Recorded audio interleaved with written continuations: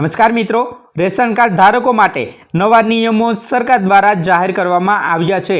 સરકાર દ્વારા જાહેર કરાયા નવા રેશન કાર્ડના નિયમો આ લોકોને જ મળશે મફત રાશન। મિત્રો, સરકાર દ્વારા જે નવા નિયમો જાહેર કરવામાં આવ્યા છે તે નિયમોનું પાલન કરતા હશે તેવા જ ગ્રાહકો તેવા જ અરજદારને સરકાર દ્વારા જે મફત રાશન મળવાપાત્ર રહેશે તેમનો જથ્થો મળવાપાત્ર રહેશે। નહીંતર જે નિયમોનું પાલન નહીં કરે તેવા લોકોનું રેશન કાર્ડ રદ કરવામાં આવશે અથવા તો નામ કમી કરી દેવામાં આવશે।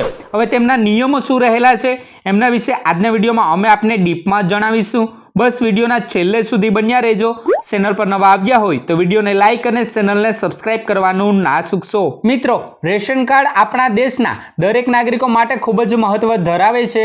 ખાસ કરીને આર્થિક રીતે નબળા અને ગરીબ વર્ગ માટે આ યોજના હેઠળ સરકાર દ્વારા આ જનસેવા માટે જરૂરી રેશનની સુવિધા આપવામાં આવે છે।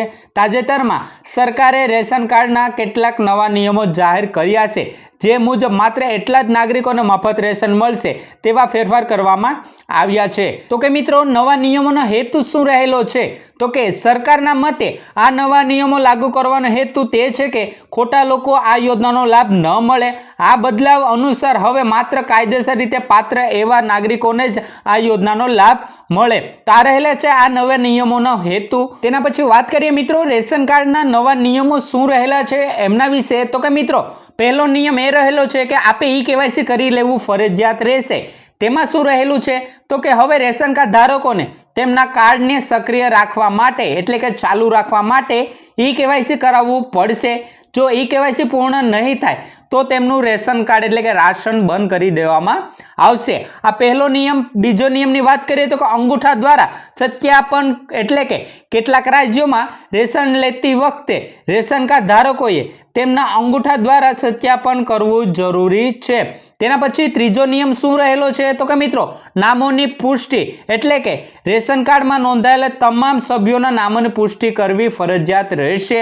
ચોથો નિયમ તો કે મૃતક સભ્યોના નામો દૂર કરવા। મિત્રો, રેશન કાર્ડમાંના પરિવારોમાંના મૃતક સભ્યોના નામ દૂર કરવામાં આવશે અને નવા સભ્યોના નામ ઉમેરવા પડશે। અને લાસ્ટ અને પાંચમો નિયમ તો કે મિત્રો, પાત્રતા મુજબ કાયદો એટલે કે હવે પાત્ર તે જ લોકોને રેશન યોજનાનો લાભ થઈ શકશે એટલે કે લઈ શકશે જેમણે આ નવા નિયમોનું પાલન કર્યું હશે।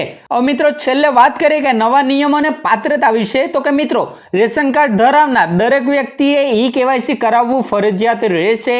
બીજું તો કે જો કોઈ વ્યક્તિએ ઈ-કેવાયસી કરાવશે નહીં તો તેનું રેશન કાર્ડ રદગાર ગણાશે। ત્રીજું, રેશન લેતી વખતે કેટલાક રાજ્યોમાં અંગૂઠા સત્યાપન કરાવવું જરૂરી રહેશે।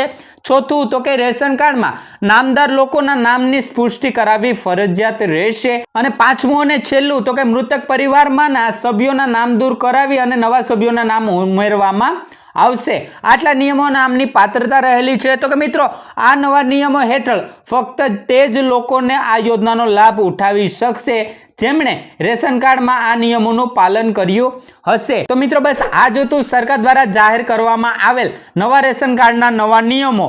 જે પણ અરજદાર જે સરકાર દ્વારા જે નવા નિયમો જાહેર કરવામાં આવ્યા છે તેમનું પાલન કરશે તેમને જ મફત રેશન મળવાપાત્ર રહેશે।